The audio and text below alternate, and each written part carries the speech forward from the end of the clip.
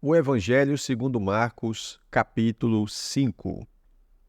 Chegaram ao outro lado do mar, à região dos Gadarenos. E quando ele desembarcou, de repente um homem com um espírito imundo o encontrou, vindo dos sepulcros. O tal tinha sua morada entre os sepulcros. Ninguém conseguia amarrá-lo, nem mesmo com correntes, pois muitas vezes tinha sido amarrado com grilhões e correntes, só para as correntes terem sido arrebentadas e os grilhões terem sido despedaçados. Ninguém tinha conseguido dominá-lo, e sempre, noite e dia, entre os sepulcros e pelos montes, ele ficava gritando e cortando-se com pedras. Quando ele viu Jesus de longe, ele correu e ajoelhou-se diante dele, e gritando em alta voz disse: "Que queres tu comigo, Jesus, Filho do Deus Altíssimo? Rogo-te por Deus que não me atormentes." Porque ele estava lhe dizendo: "Seu espírito imundo, sai deste homem." Então ele perguntou-lhe: "Qual é o seu nome?" E ele respondeu dizendo: "Legião é o meu nome, porque somos muitos." E ele começou a implorar a ele com insistência que não os mandasse para fora daquela região. Ora, uma grande manada de porcos estava pastando ali na encosta da colina. Aí todos os demônios imploraram a ele, dizendo: "Manda-nos para dentro dos porcos, para que entremos neles." E sem mais, Jesus lhes deu permissão. E os espíritos imundos saíram e entraram nos porcos. Havia cerca de 2.000. Mas a manada precipitou-se em costa íngreme abaixo, para dentro do mar, e ficou afogada pelo mar. Aí os que cuidavam dos porcos fugiram e contaram a notícia no povoado e nos campos. E eles saíram para ver o que foi que tinha acontecido.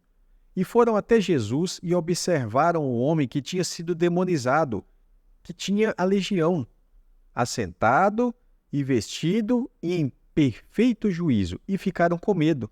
Aí as testemunhas oculares lhes relataram como tinha acontecido ao demonizado, bem como acerca dos porcos.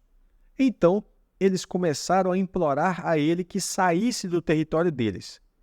Quando ele estava entrando no barco, o homem que tinha sido demonizado começou a suplicá-lo que pudesse ficar com ele, mas Jesus não o permitiu e disse-lhe: "Vai para casa, para a tua família, e anuncia-lhes quanto o Senhor te fez e como teve misericórdia de ti."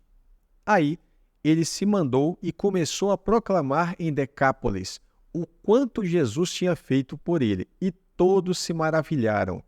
Ora, tendo Jesus atravessado de barco de volta para a outra margem, uma grande multidão ajuntou-se a ele enquanto estava à beira do mar.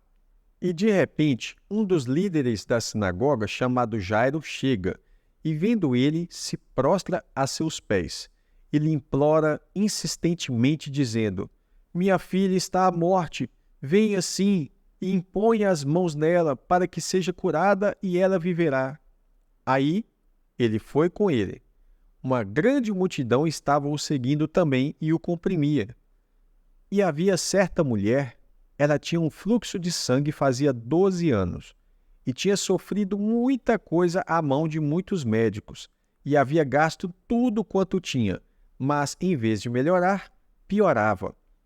Quando ouviu a respeito de Jesus, ela veio por detrás, dentro da multidão, e tocou em seu manto.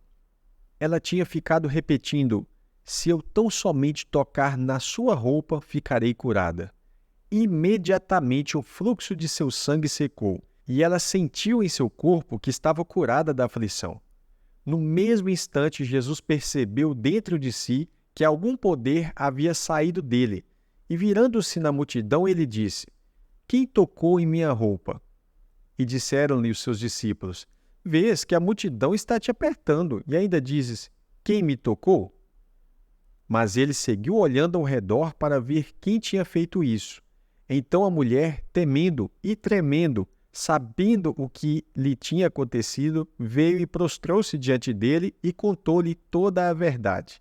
Ele disse a ela: "Filha, a tua fé te salvou. vai para dentro de paz e fica curada da tua aflição. Então, ele ainda falando, chegaram da casa do líder da sinagoga dizendo: tua filha morreu. Para que incomodar mais o mestre? Mas Jesus, ao ouvir a mensagem falada, disse imediatamente ao líder da sinagoga: não tenha medo, tão somente creia.